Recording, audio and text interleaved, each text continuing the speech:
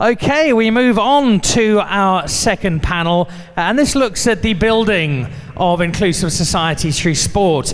And this is one that has a very personal resonance for me. Although I live in Johannesburg in South Africa, I was born in Northern Ireland, and my family left Northern Ireland when I was 4 years old because I was going to start school. And at that stage, you either went to a Catholic school or a Protestant school, and you were very much on one side or other of a pretty wide divide. And my parents didn't feel that was something they wanted me to go through, and so we left, and I ended up growing in Zimbabwe, growing up there, and now live in South Africa. But I've been back to Northern Ireland. My parents now live there again, and there is a glorious project in Northern Ireland called Peace Players. And Peace Players is a basketball project. And basketball is very specifically chosen because basketball does not have an historical link to either the Catholic or the Protestant side of Northern Ireland. It's a non-sectarian sport, and it is used to try and bring children together with a very simple mandate that kids who can learn to play together can learn to live together. And Northern Ireland is still a very divided society, and this is a project that I love because it's doing extraordinary work in the face of some opposition from time to time to bring together two communities that historically haven't always been the best of friends. And watching that project play out, watching sport bring together a divided community is not just for me as somebody born in that part of the world, lovely to see, but it's also a very strong affirmation of the power that sport has. And it's exactly that power that is going to be discussed at our next panel. And I'm very excited to have our glorious head of development heading up that panel. Rebecca Darnshuker has worked across the board in sport. She's worked with Premiership football clubs. She's worked on legacy programs with both the Olympic Games and the Paralympic Games in London. She's worked on sporting projects with the Mayor of London, consults all over the place, and most importantly, is a former professional tango dancer in South America. I'm not sure how that's going to come through in this panel, but I know what will come through is her deep, deep passion for sport and her unswerving belief that sport just has this remarkable ability to change lives and to do so sustainably. Rebecca, a very warm welcome. Thank you, Dan. The moral of that story is don't go out and drink wine with Dan the night before a panel because he'll get all your best secrets out. I'm not going to tango dance. It's been a very long time. Thank you ever so much, Dan. Before we kick off our amazing panel with four wonderful people who are going to bring to life sport and sustainability. Thank you, Jill, for that panel. Who knew sport and governance was such an exciting topic? There's a lot of crossover between sport and social sustainability and governance, mainly that diversity, equity and inclusion piece that very much came out in that last panel. So there's going to be a little bit of crossover from the last panel to this. I guess my first question is, this is just before lunch, so I've got a question to all of you. How many of you feel confident in knowing what environmental sustainability or how you can improve the environment in your own daily lives? Pop your hands up. Who feels like they know what environmental sustainability is? Oh, no, surely there's more of you than that. The reason I'm asking this question is because when I ask the same question around social sustainability, not many people really know the answer. Environmental sustainability gets much more of the PR. It gets a lot more of the press. When we talk about sport, we will talk a lot about the human side, the people, and that is what we do every single day in our jobs. Nelson Mandela set us a very, very strong mission to use the power of sport to change young people's lives, end discrimination, end disadvantage, and bring communities together, and that's exactly what we do every day at Laureus. We have been for 24 years. This panel have got different experiences, different knowledges they're going to bring to the conversation in the next kind of 40 minutes-ish. I know this is just before lunch, so we'll try and keep this short and sweet. So my amazing panel, I'm going to welcome up Jamie, Sustainability, Diversity and Inclusion Manager from World Rugby. Welcome, Jamie. Jamie's got 15 years experience in this space, so we're really, really glad to have him here. Also representing the kind of world governing body aspect of sport and social sustainability. Chris, please welcome to the stage, Sport for Development Director for Child Fund. You'll all know Child Fund, especially around this week. Welcome, Chris, thank you. Chris has got 20 years experience. He's got 5 years on you, Jamie, around sport for development. So we look forward to the conversation with Chris from a very much a delivery aspect. He is out there, working right out in the community with the young people. Jenny is born and raised in Hong Kong. Jenny Feng is the president of China Hong Kong Paralympic Committee. She is the president of the Sports Association for Physically Disabled of Hong Kong and China. She's the vice chair of the Sports Commission, and she's also the vice chair of Hong Kong Sports Institute. Welcome, Jenny. That's a long list. And then finally, we have Donna Tang, the executive manager for the Charities Trust at Hong Kong Jockey Club. Donna's been with the Jockey Club since 2000 and moved over to the Charities Trust in 2012. So welcome all of you. Thank you so much for being here. So to kick us off, we're not going to talk about sport to start with. I think we need to lay to rest what actually is social sustainability. What does it actually mean, so then we can put it into the context of sport? I'm going to kick off and ask Donna the opening question. I'll ask each of you, and then we can maybe come up with our own definition that we can use over the next 40 minutes. So Donna, what is social sustainability? So when I was invited to this panel, the first thing I did is I Googled and see what really social sustainability means. But I found that there are actually quite a number of different definitions on the website. But for my understanding, I think for social sustainability, we are really talking about people. And we are talking about communities that can thrive and continue to thrive. So that's a very important component. So I think there are a few elements adding to that. So first of all is of course the health and well-being of individuals in the community. And we are talking about both physical and mental health. And then it has to be an equitable society such that everyone has the opportunity to really participate and also reach their full potentials. And of course, we always talk about a diverse and inclusive society. And also, I think it's very important that we, in this community, we can create an environment that we can nurture younger generations because they are our future. And also, I think the strong sense of belonging will be very important because how we can create strong bonding among people, connect everyone, such that people really care and take care of everyone. So that's my understanding of social sustainability. Thank you, Donna. Jenny, do you want to add any more to that? Actually, she said what I really want to say. So actually, rather than defining it, I feel that all of us here are doing, what we are doing is actually making the society a better place to live, more cohesive, more tolerant, more positive. So that's what Spot said. So yeah. So I think I would rather leave. You spoke all. I Googled. So nice. You Googled. So let's get on with the others. Chris, from a child fund perspective, do you add any context to what Donna said around social sustainability? I think a lot of the themes that were mentioned are similar in terms of our position. I think it's really putting people first. And to do that, I think just building on the inclusion point that Donna made, it's really important. We're very critical with ourselves around the delivery of work and how are we inclusive around men, women, boys and girls? How are we inclusive around individuals with diverse gender identities and gender expressions? How are we inclusive of people, from myself, from an international perspective, in countries where perhaps government is not so well resourced to support sport for development, struggling to manage with their education and health budgets, and we're trying to add another strand into the work of governments in terms of social development and the use of sport and that. How are we inclusive of people in rural and urban communities, people who have access to technology, do not have access to technology? So I think that broad inclusion lens is so important if we're really going to be successful in putting people first, and that for me is a really key thing around social sustainability. Perfect, thank you. And from a World Rugby perspective, Jamie, is there anything more you'd add to the social sustainability kind of definition? I think that link, and you mentioned it during your introduction as well, between environmental sustainability, social sustainability and economic sustainability, there are three legs of the same stool, and if we treat one in isolation to the others, then the stool will be unbalanced and fall over. A quick example from my own rugby club, from Dublin in Ireland. We're blessed or cursed with a lot of rainfall sometimes, but we've had a lot of rain of late. That's had an impact on the club, the playing facilities.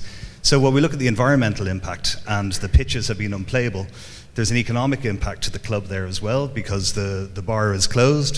Because the bar is closed, there's a social impact. So those members of the community, older retired players, younger players from our mixed ability rugby teams don't have the opportunity then to come and socialise, in which for many it could be their one opportunity for a social event during the week. So I think looking at the three together and taking that approach, but appreciating we're here to talk about the social side.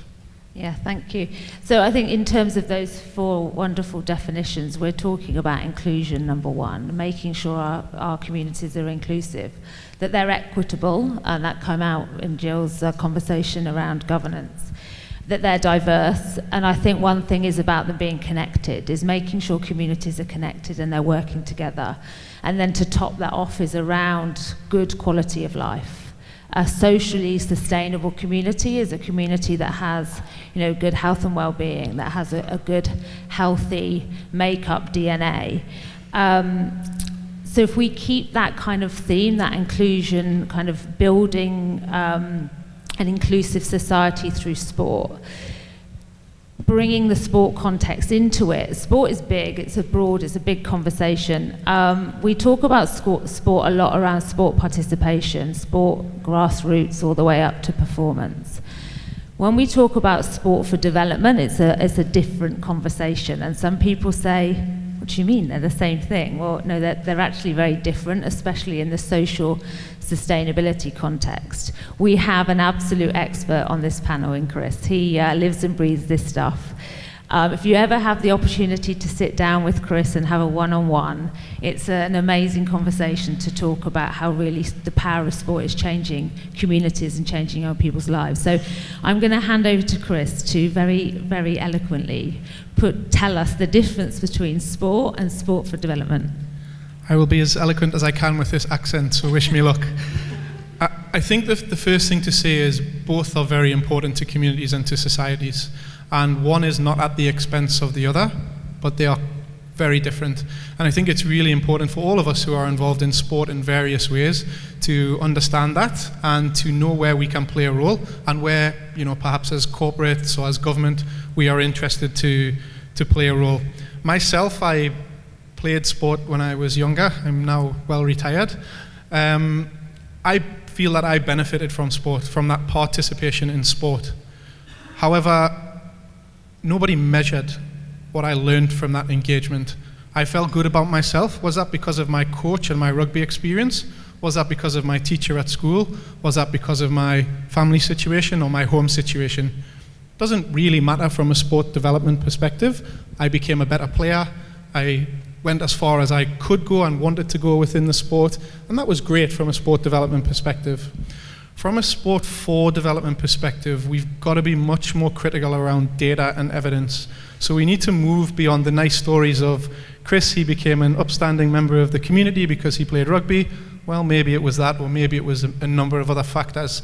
And think about how we use sport intentionally to deliver evidenced outcomes. So the work that I'm working on at the moment is in a range of countries. We've worked in about 40 different countries, all with many different social challenges. So if I reflect on work we're doing in Turkey around earthquake response and the use of sport in emergencies, we're really focusing on psychosocial well-being. We need to evidence that there's been change for young people around psychosocial well-being and the space that they're operating in. In other communities, we're working on issues of early marriage or trying to delay the age that young girls have their first child. It's a very specific intervention that we've designed around that outcome, and we need to measure and evidence that outcome. And I think we'll talk about this later, but this is really where the sport and the development sectors can come together to really deliver really quality products where the sport component is engaging and it's fun for kids, which is really important, but also that there's a really comprehensive development component, and we're able to measure, evidence, and learn, so we know, is the investment delivering what we have said it would deliver or not, and how do we adapt and how do we get better? So that development component, that evidence and that data beyond only the stories is really, really critical in sport for development. And a little bit different from just the sport development piece, where you're really focusing on getting and keeping people engaged in the sport. Very important also, but very different. Thanks, Chris. And taking that kind of example from a community, youth community level to Jenny in the Paralympics, the movement, the Paralympic movement, I think we all probably are familiar with the We Are 15 campaign that's been run and is exceptional. Can you talk a little bit more about the Paralympic movement and how that's contributing to the social sustainability and inclusion space? The Paralympic movement started like 50 years ago. During that time, most venues, most places are not wheelchair friendly. So our athletes, when they train, that's their only kind of socialized environment. So they make friends there, they train there, and they even find their better halves there. So some of them actually get married, have children, and some even already have grandchildren. So this is how your sustainability, the society sustains. But what I want to talk about is the Paralympic movement itself is not a game changer. We want to change the question, because most disabled people I come across tend to ask one question: why me? So I believe that para sports can help them overcome that, lift them up from the mire of self-pity and self-doubt, and empower them to ask another question: why not me? So as we actually develop and we get better, and say how do we do it, okay? We do it by, first we train them, we encourage them to take up sports. We train them, they get better, they work hard, and eventually they excel and represent Hong Kong in international games. The Abe Olympics, the Asian Para Games, and the Paralympics. And when they clinch medals after medals, they have this, they share the limelight on the world podium. So that's how they can ask the question, why not me? I can do it. Yeah. Thank you. I'm a huge advocate of the Paralympic movement. My sister acquired a disability at the age of 21. She went on to become a GB athlete, Paralympic athlete, and we have medals in our family. So I'm a huge, I've seen the difference it's made to her life, so it's something that's really close to my heart. So the work of the Paralympic Committee is amazing, so congratulations. We have 4 very different organisations here, national governing bodies, the donor, the philanthropic kind of end to social sustainability and that contribution to sport. Can you bring to life a little bit more the work you're doing around building inclusive societies through sport? And I'll come to you first, Jamie, from a World Rugby perspective. Thanks. I mean, at World Rugby, we're doing it at the micro level, we're doing it at the macro level. We're an organisation, we have employees, we have opportunities for employees through volunteer programs, either their own initiatives or initiatives that within the community where we're based. We have our external focus. Ada touched on some of those initiatives that we have around the Women in Rugby programme for developing opportunities for young women and for young girls and women in the sport, both on and off the pitch. So we have our Capgemini leadership programme, which is looking at those positions in governance positions and how you develop that pathway as opposed to just parachuting somebody in and setting them up for failure. So, helping them understand. We have a Balancing the Board toolkit to support women in governance positions, and we're starting to see that come through.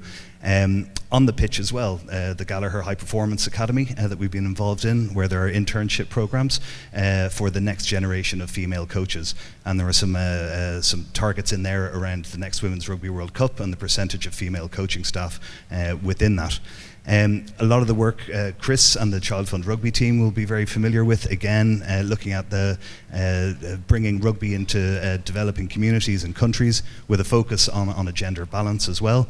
Our Get Into Rugby program, the Get Into Rugby Plus program in Oceania, which has been incorporating life skills modules into the rugby. So this is that nice blend of rugby development and rugby for development that comes in. So there's a range of opportunities, organisations. We're partnering with International Gay Rugby, World Wheelchair Rugby. We're working with colour blindness. So for me, it's about we talk about rugby being a global sport for all, true to its values.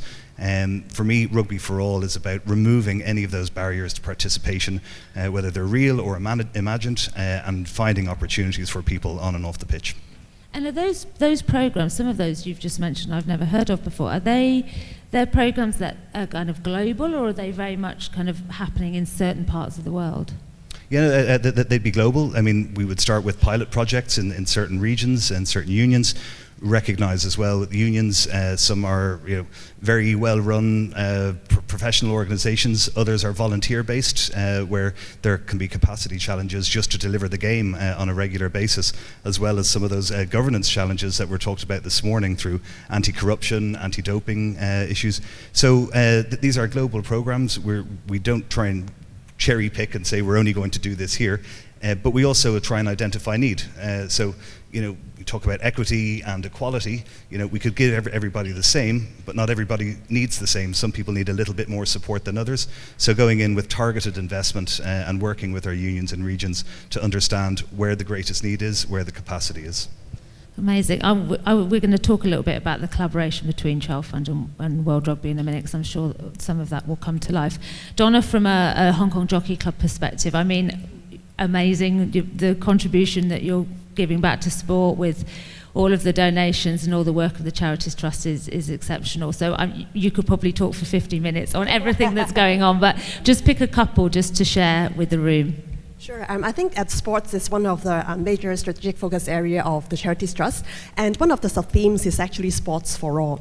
So I would say it's actually a privilege as a donor having the opportunity to work with different NSAs and also NGOs to develop different programs. And we try to be more customized, because we know different community segments have different needs. So we specially design programs, for example, for students with special education needs and also persons with disabilities. Sometimes we think that, we always debate about the term, disabled person or people with disabilities, because sometimes I think it's the environment that disable their ability or their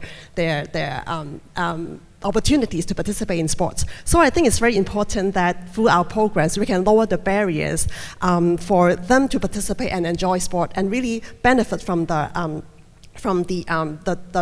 positive of sports. So we also promote the concept of adaptive sports, such that people can actually with different abilities can enjoy the sports games together and actually appreciate each other's ability.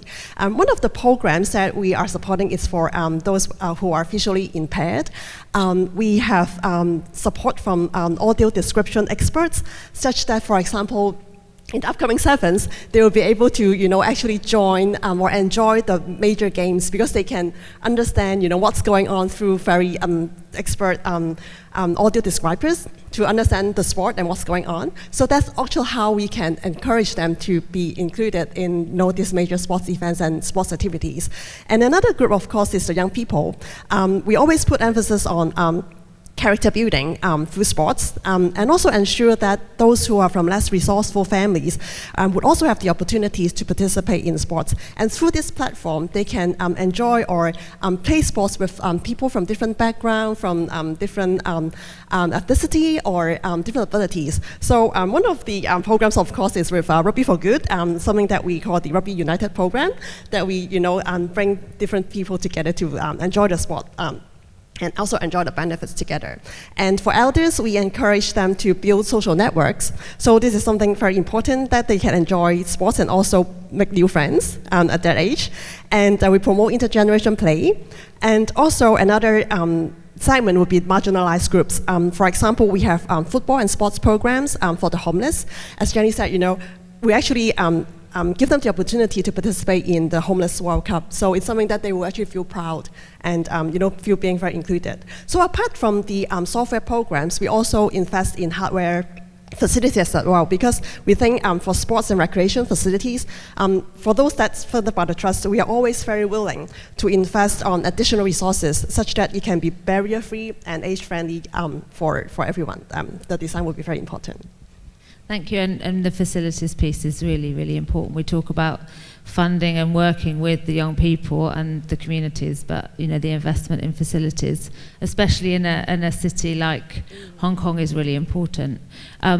Chris, before we want to talk about what next and kind of the strategic movement for social sustainability, but do you just want to share a story from what Child Fund is currently doing around this work? Yeah, look, I think probably one of the ones that's been most interesting for us recently is some of the work we've been doing with the support of World Rugby, but also predominantly with the Turkey Rugby Federation. So in February last year, there were very significant earthquakes in Turkey, in Adıyaman. Very significant destruction, a lot of loss of life, significant disruption to young people around schooling, access to support networks, loss of routine, many challenges that are very common in those emergency spaces. Obviously, the focus initially is really on response, making sure people have got access to food, healthcare, shelter, all of the things that are really important. After 6-7 months, that really started transitioning into recovery, and a huge gap there for young people. No access to schooling, a lot of young people with loss of their parent or guardian, so dealing with that trauma that causes. And working with the Turkey Rugby Federation, we developed a curriculum that was really designed with two purposes. One was to provide young people with a safe space regularly, every few days in their communities. Very important as children are starting to recover from the impacts of disasters. But secondly, really helping them build skills, knowledge, and attitudes again that are really helping support their well-being and their recovery after such a traumatic incident. Obviously, from a development perspective, we can all say that's really good and that's really important. I think one of the things that's been really interesting about it, because of the partnership with the national governing body, it's also done a lot for game development. So in that region of Turkey, there was previously no rugby, and in Turkey, there was previously very low participation of girls and women. In that region now, there is a club registered. Government is paying for coaches to continue their work. 60% of the participants are female. It's more than double the number of female registered players in Turkey. And there's been this huge social impact in the communities because of the work that's been delivered. Rugby was the only sport that delivered that learning in Adıyaman. So you can imagine the perception of parents, guardians, caregivers, the government. They associate rugby with that response in that community. So even if you're just with your game development hat on, that's really important. To be able to influence parents and caregivers, that's the really key thing. That's how you get children involved in sport initially. And then of course you need to provide a good experience. So I think that's a really interesting story to share, and working with World Rugby over the next months and years. Unfortunately, we know with the climate crisis, with many other things, there will be disasters that are coming. But really looking at opportunities that sport can play in those really acute circumstances, and how we can again evidence that sport is playing a role in those spaces. Amazing. And that really kind of emphasises the importance of collaboration and collaborative working. Laureus, as many of you know, there's quite a lot of our programme partners are in this room, and our supporters are in this room. Laureus doesn't operate. We don't survive without collaborative working and partnerships. It's absolutely embedded in our DNA. I think it's important to emphasize that, nor to anyone sitting on this panel, there is an intertwined link between all four of you in some shape or form, whether it's the donation or whether it's the way that you deliver your work. And I think that's the future of this space, is to make sure that everyone is working together, because we can't do this on our own. And we've been talking about this for years and years and years, but I think finally that collaborative partnership focus is very much coming to the forefront. We're all about trying to benefit young people and use the power of sport to change lives. So how, and Jenny, I'm going to come to you first. It's a pretty big question. How do you use your role to encourage this sector, people in this room, outside this room, to work together, maybe from a bottom-up approach or from a top-down approach, to benefit the communities in the long term? As our athletes get better, and as I said, they win medals, which is very important, they become our ambassadors. You see, we have a paralytic cerebral palsy youngster, 17-year-old, many years ago. He's now 40-something. And he couldn't even walk properly. But when he runs very well. So we call him, and then he began to have Paralympic medals and so on and so forth. And he's called the Wonder Boy So Wei. Now, he actually works now in the Paralympic Committee. He's our ambassador, he's our icon. So he goes around and he gets better and better, very confident now. He can be a speaker. He goes to the Rotary Club to sell, to market the Paralympic movement. So, and then the other one is Yu Chui-yi.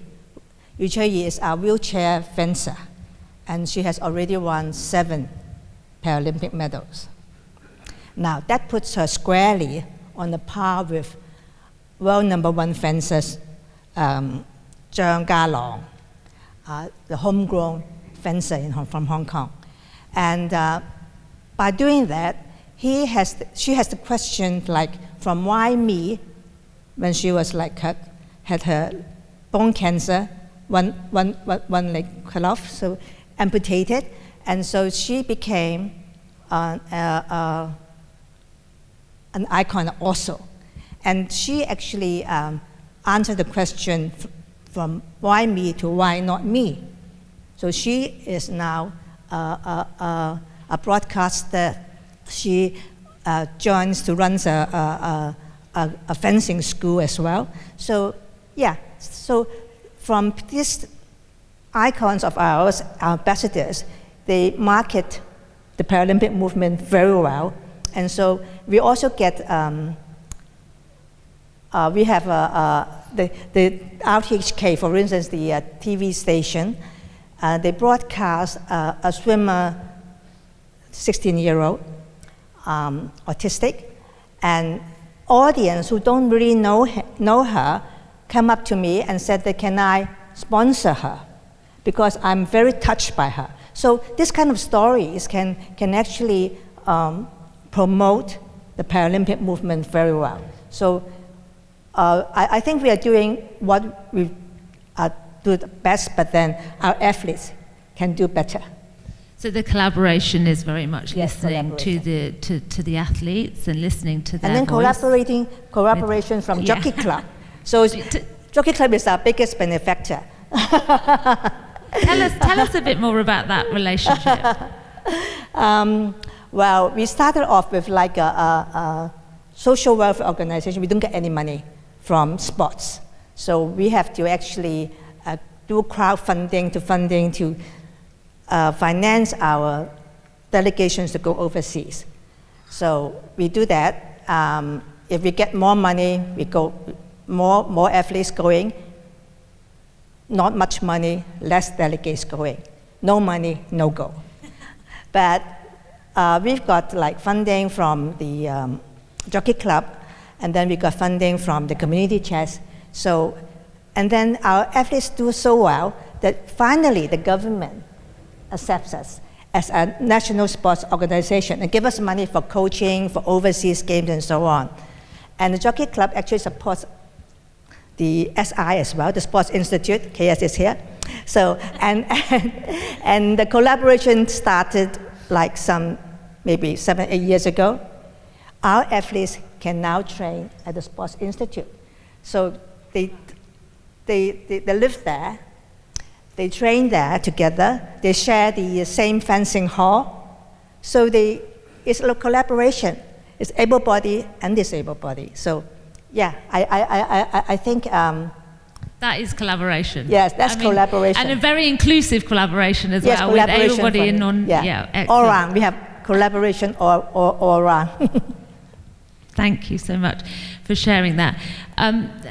There's obviously another amazing partnership here between World Rugby and Child Fund. I don't know who wants to go first, but talk a little bit more about this kind of social impact partnership, where it came from and where it's going to, and the kind of future of this social impact part of World Rugby. I could probably just kick that off. I was involved in the early days in some of the discussions with Child Fund Rugby. World Rugby, we had a partnership with the UN World Food Programme that ran from Rugby World Cup 2003 in Australia up to the Rugby World Cup 2015 in England. Very successful partnership. We raised over £2 million at the 2015 tournament. That was probably very much a sort of a one-way philanthropic relationship. And we wanted to support those communities in need of support, but we had to look at our own communities. They say charity begins at home. Looking at how we could use rugby as that tool for development. There was a lot more coming out around the UN Sustainable Development Goals, and Child Fund were an organisation that were doing some really great work. We had a 5-year partnership that began with activities in Rugby Asia, and some of those fantastic stories about bringing a rugby ball into these mountain communities where the children had never seen a rugby ball. The boys assumed that because it wasn't round, that it wasn't for them. And the girls said, well, if it's not for the boys, then it's for us. And they took the ball and they embraced it and ran with it. And then all of a sudden the boys are watching on the sideline going, ooh, actually that looks like a bit of fun. I wouldn't mind getting involved in that. So through that we've developed this partnership, and from what started as a small acorn, do great oaks grow, and really delighted now that Child Fund Rugby and World Rugby have this sort of longer term strategic partnership now, and probably let Chris talk a bit more about that. Thanks, Jamie, and look, just to acknowledge all of Jamie's work on this back over many years when we first started the relationship, and I think that reflection on that the initial stories that we told from our partnership in Laos with the Lao national governing body, Lao Rugby Federation, and a quick hello to the CEO who's here, Vieng Samai. Thank you. It's really grown from that, and that focus initially was really around addressing some of the community norms around negative gender stereotypes and how that led into often violent behavior. That work from Laos has expanded pretty significantly, all of it through partnerships with national governing bodies, and I think that's a really important part of the model because it's supporting the rugby ecosystem and the sporting ecosystem. It's not creating something in parallel to that. So from that work in Laos, a lot of work expanded into Southeast Asia. Jamie mentioned just before getting to Rugby Plus, which is a partnership we're working on with colleagues at Oceania Rugby. That is really focusing on reducing violence. This is often, if you talk to young people and you talk to women, this is often a very important issue, but it's also a taboo and a sensitive issue. And when we talk about it, people are like, oh, are we comfortable with talking about this in sport? Sport is about enjoyment. It's about, seeing our athletes out there performing. It is really important to acknowledge, though, 50% of children globally experience violence. 34% of women globally experience violence. And in Oceania, I think it's really important to commend the unions we're working with there, Fiji and Samoa, and also Oceania Rugby. They've recognized more than 60% of men in some of those communities self-report violence against women. So they self-report that they are perpetrators of violence against women. So in communities, there's recognition that this is really the key social issue. And I think all of you are aware of the visibility and the profile of rugby in Fiji and Samoa, and the ability to leverage athletes to deliver positive messaging, to be role models for the sport.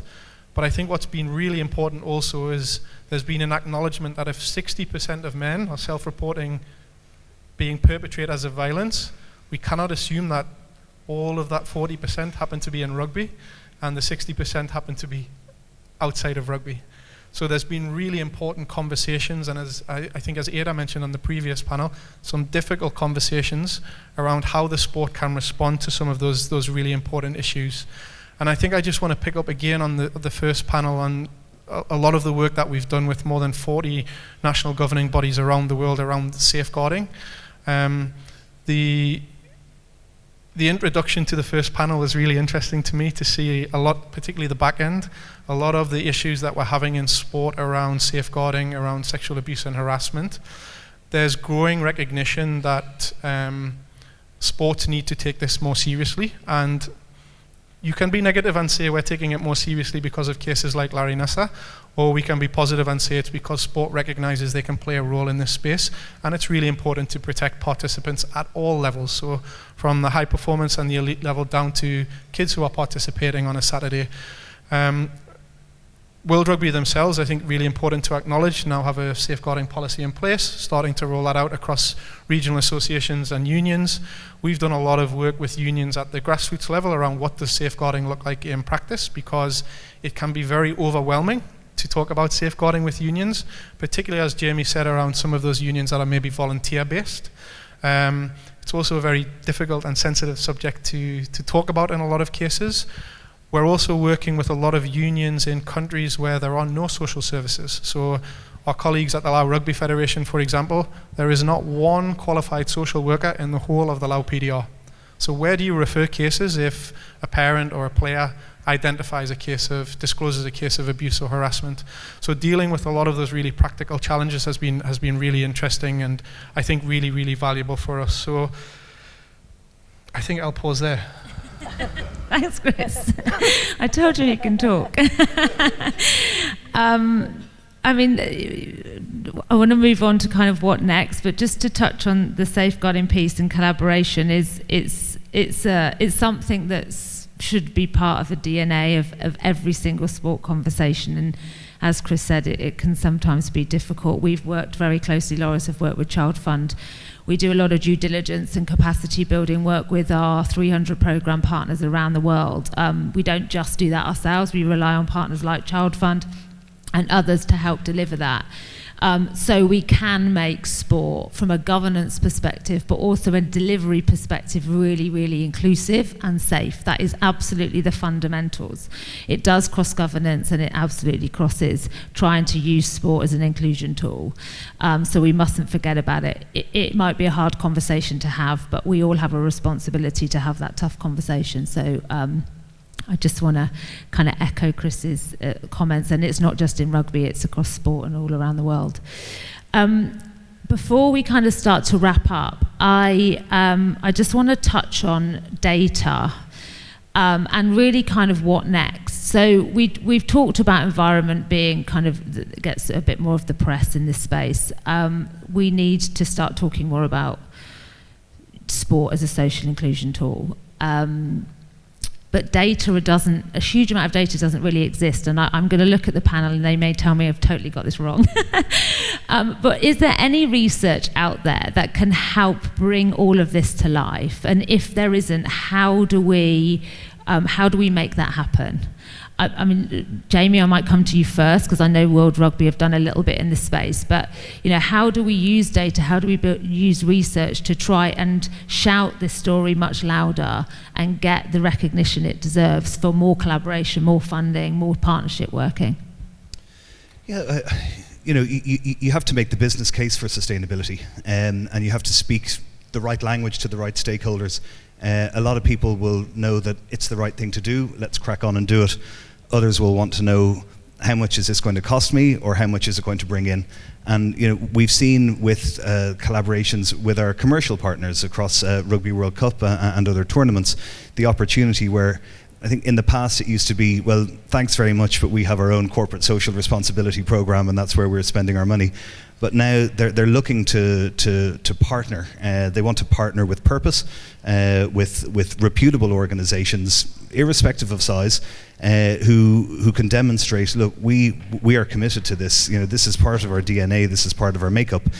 There's been a variety of research where we've seen the benefit of having a diverse board.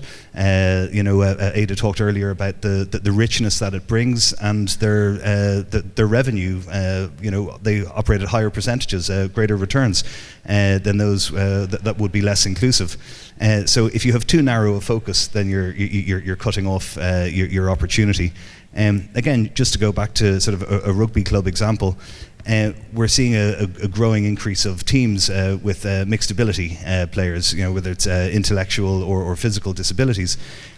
Through providing an outlet through sport for these players to come along, you're also then opening up opportunities for their parents, for their family members, to become members of the club, to participate as volunteers, as coaches, as match officials, as a helper out at social functions or whatever it might be. So, we undertook a social return on investment report with World Rugby. We published the results last year. There's rugby contributes $8.4 billion annually to society. There's improved health, there's improved connectedness, a greater sense of well-being, greater employment opportunities.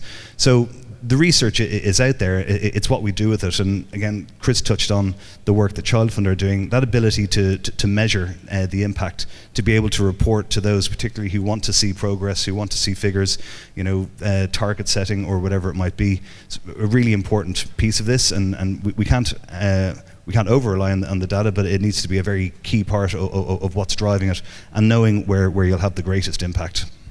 Thank you. From a jockey club perspective or a Paralympic perspective, is there data out there? Is there research? I know the Institute of Philanthropy is kind of something that you guys are looking at as a new kind of think tank within the jockey club. Is there anything that you want to share in terms of helping us get more data and fund more research?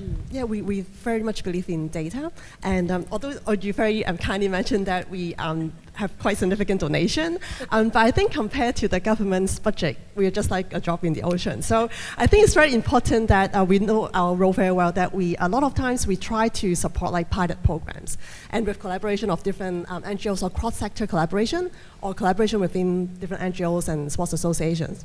And all these pilot programs or other programs that we have, we do fund a certain portion to make sure that we can bring in, for example, experts from the university, etc., to really design how we can come up with different outcome indicators. And this has to be from the designing stage of the program, such that it can be measured properly.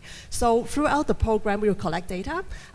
We will have like pre-post kind of data analysis, and also randomized RCTs, such that randomized control trials, such that we can really understand if the participants has really improved, or what benefits has been to the beneficiaries. So this is something that we are heavily investing on, and hopefully we can develop frameworks that different organizations can actually make reference to, such that we can know how to demonstrate the outcomes, and also how to measure the effectiveness of different programs, such that with evidence-based practice, we can hopefully persuade the government maybe to mainstream some of our programs, and also invite more funders to support the different programs.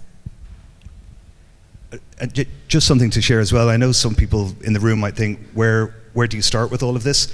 Last year, the OECD, the Organization for Economic Cooperation and Development, launched a series of event indicators for sports, for cultural events, across the economic, environmental and social sustainability areas. So if anyone hasn't seen them yet, it's worth having a look at the OECD indicators. There's probably about 3 or 4 that relate to the social sustainability point, and it's again how you go about starting to measure your impact and understanding. So all nicely presented and in multiple languages as well. So. Thank you. I mean, Laureus we've been measuring impact across all of our programs for some time, and one thing we have been doing is using that data to present to the UN, to the World Health Organization, to affect policy change. And I think there's a role that research and data has got in that policy change advocacy piece, but also collecting data and measuring impact to really to speak a language to everybody. It doesn't, sometimes you can write research that's going to affect policy change and it's kind of quite academic and it doesn't really mean anything to everybody. But I think we need more research, we need more data across the board that speaks the language of metrics within ESG to make policy change, but also for community organisations that may be in this room to help them bring to life the work that they're doing and how it's changing lives. We're starting to come towards the end of our session. I've just got one last question for the panel, and it's in terms of moving forward. I'm giving you like 1 to 2 minutes, Chris. What's your call to action to people in this room, to the government, to policy changers, and also just to grassroots community organisation, in how we use the power of sport to build more inclusive societies? Jenny, I'm coming to you first. From what I heard from all of you, we have been doing very well. So how to do it even better, I think we actually need a little bit more maybe marketing, trumpeting of the things that we do, because not a lot of people know what we are doing. And as I said, the ambassadors can do it, and I think the media play a very important role. The media, like before the Tokyo Olympics, there wasn't any live broadcast in Hong Kong, so and let alone Paralympics. So after that, the people came to me and said, "Oh, now I know what you are doing." They never know what we've been doing. They thought that it's like a fun day. People can just participate, like the Special Olympics, like participation, no need to compete. But they never know how hard we try, how hard they train, and how persevere they are serious about their sport. So I think that the media can play a very big role, and of course, like attending summits like this, so get people to know more. People who here can actually help us promote and market, send the messages out there. Yeah. I remember, so I'm just going to jump in, I just suddenly remember, I worked on the London 2012 Games, and I remember, sorry, this is quite a UK context, but Channel 4 did a campaign, do you remember, that said thank you for the warm-up to the Olympics. I thought it was absolutely brilliant. It was just an outstanding campaign that made people really realise, actually, the Paralympics is something that we should all be watching, and those stadiums sold out. I mean, it was amazing. So, sorry, I just had to jump in with that. But the media do definitely play a key role. Donna, do you want to? I'm sure that most of us, if not all of us here in the room, are strong believers in sports. So I think apart from what we can do in our different capacities at work or through our organizations to promote sports and inclusiveness and social sustainability through sports, I think we can always look into how we as individuals can actually influence everyone around us. So it's like call for action for ourselves, like really to influence our friends, our family, our colleagues, how we can, really participate in sports and enjoy sports, even they have like different abilities or background, etc. So I think it's like really starting with us. We are all ambassadors to take action and promote sports. Chris? I have many things, but maybe I'm just going to reflect on two. I think the commercial sector and the government sector. I think what I've seen very clearly over the last 5 years is the commercial partners that we work with. It used to be, Chris, how many kids and how many events, how many kids went to it? It stopped there. That narrative is changing from the commercial sector very quickly. As Jamie mentioned, people want to know what did our money actually do? We want to see evidence around what we actually did.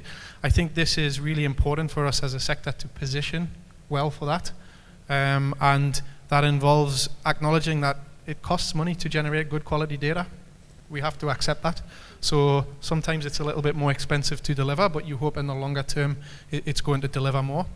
And I think on the government piece, I think we are doing a couple of really interesting pieces of work with France Rugby and SA Rugby.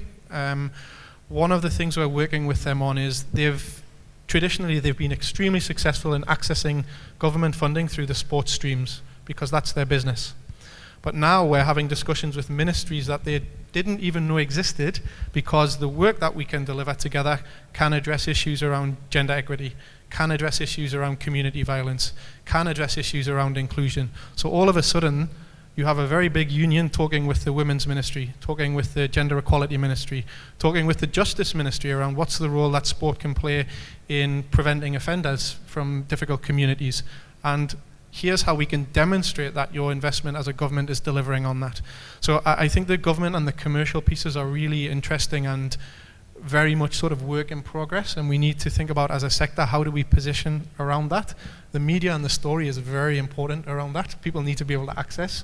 I think the language Jamie referred to is really key, because different stakeholders need information in different ways, and sometimes we are not very good at that. We are too technical. As a development practitioner, we are often too technical. What are you talking about, Chris? What are you talking about? So we have to be better at that, and I think that's really important for us as a sector. Finally, Jamie. And if we have time. I would just say there's always a temptation to spread yourself very thin and to try and be all things to all causes. I've seen it fail more often than succeed.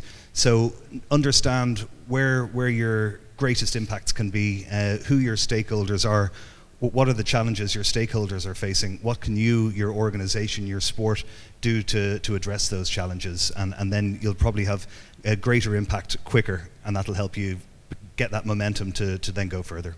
Yeah, amazing. I think you're absolutely right. I mean, we're so passionate about this, and we all want to do loads and try and affect and change everybody's lives, but I think somebody once said to me, you can't boil the ocean. I mean, in an environmental context, maybe that's not the most appropriate.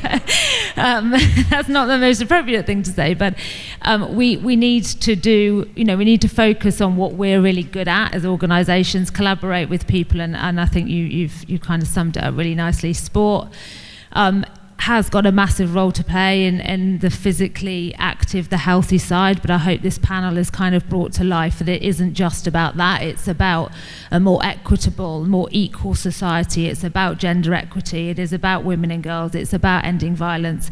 It's so much more, and if you can just take a little bit of that away with you today in the last kind of 45-minute conversation, encourage you to talk to each other. Networking is really important. We're always quite shy and don't want to talk, but there may be an amazing collaboration in this room right now that's going to create the next big social sustainability and sports project. You never know.